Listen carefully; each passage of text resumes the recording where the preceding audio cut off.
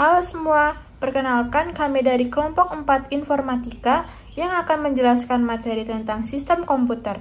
So, jangan lupa di-like. Pengertian sistem komputer. Sistem komputer adalah kumpulan perangkat-perangkat komputer yang saling berhubungan dan berinteraksi satu sama lain untuk melakukan suatu proses pengolahan data, sehingga dapat menghasilkan informasi yang diharapkan oleh penggunanya. Perangkat yang terdapat pada sistem komputer diantaranya hardware, software, dan brainware. Perangkat-perangkat tersebut memiliki fungsi masing-masing pada sistem komputer. Namun, saat beroperasinya perangkat-perangkat komputer tersebut akan bekerja dan saling mendukung satu sama lain. Hardware tidak akan berfungsi tanpa adanya software, dan juga sebaliknya.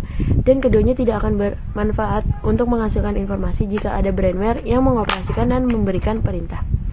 Jika dapat dikatakan bahwa komputer bukan sebagai sebuah alat saja, namun juga merupakan sebuah sistem. Komponen sistem komputer.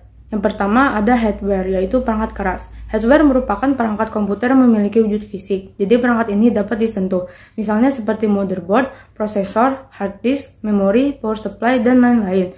Hardware sendiri umumnya dibagi ke dalam 4 bagian, diantaranya yang pertama input device atau perangkat masukan. Input device atau perangkat masukan ialah perangkat pada hardware komputer yang fungsinya sebagai alat untuk memasukkan data-data atau perintah pada komputer. Contoh perangkatnya ialah keyboard, mouse, webcam, dan scanner. Lalu selanjutnya ada output device, yaitu perangkat keluaran. Output device merupakan perangkat pada komputer yang fungsinya untuk menampilkan hasil pemrosesan data.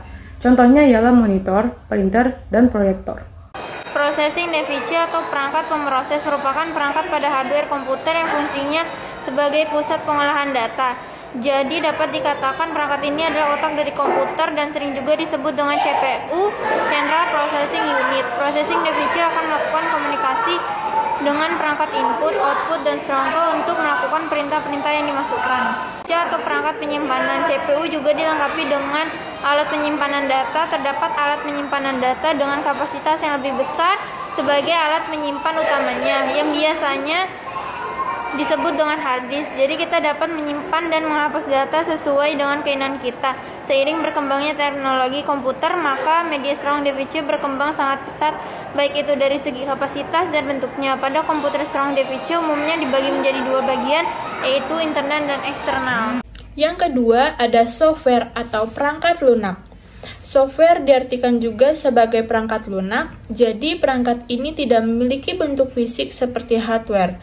Software dapat diartikan juga sebagai suatu kumpulan data elektronik yang tersimpan dan diatur oleh komputer, bisa berupa program ataupun koneksi yang menjalankan berbagai macam instruksi perintah.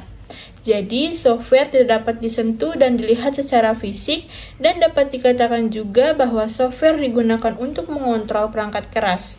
Software dibedakan menjadi beberapa macam, misalnya seperti yang pertama ada operating system atau sistem operasi. Sistem operasi komputer merupakan program dasar pada komputer yang umumnya berfungsi untuk menghubungkan pengguna dengan hardware.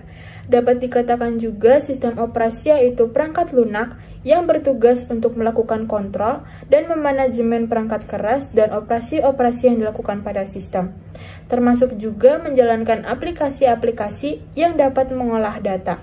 Contoh sistem operasi komputer misalnya seperti Microsoft Windows, Linux, Mac OS, dan lain-lain. Yang kedua ada program aplikasi atau application program. Program aplikasi merupakan perangkat lunak yang siap untuk digunakan. Program aplikasi digunakan untuk membantu pekerja pengguna komputer dalam mengolah berbagai macam data. Pada sebuah komputer, perangkat lunak ini sering disiapkan sesuai dengan selera dan kebutuhan penggunanya.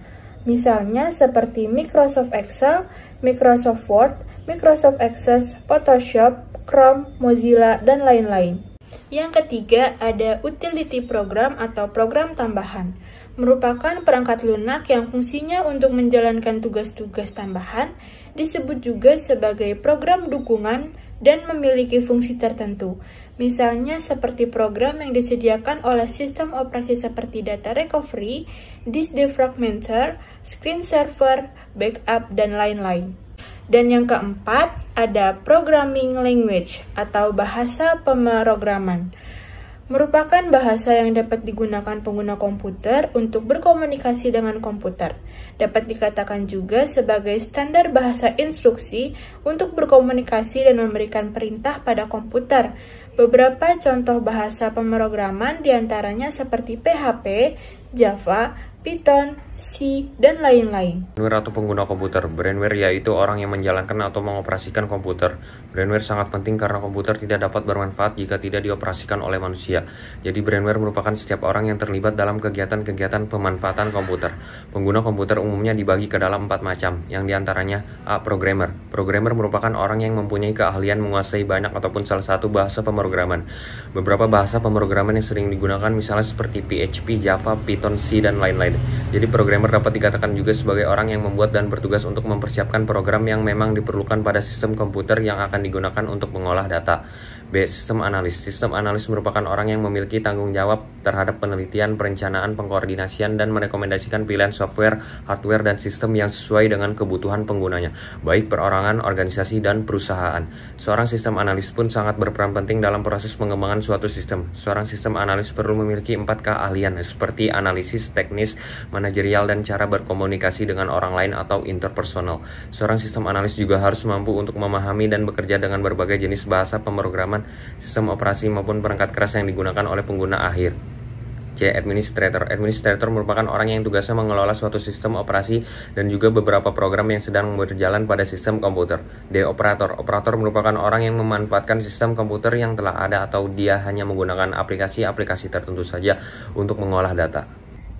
Ini dia pemaparan materi tentang sistem komputer yang dapat kami sampaikan. Kurang lebihnya kami mohon maaf. Wassalamualaikum warahmatullahi wabarakatuh. Sampai jumpa.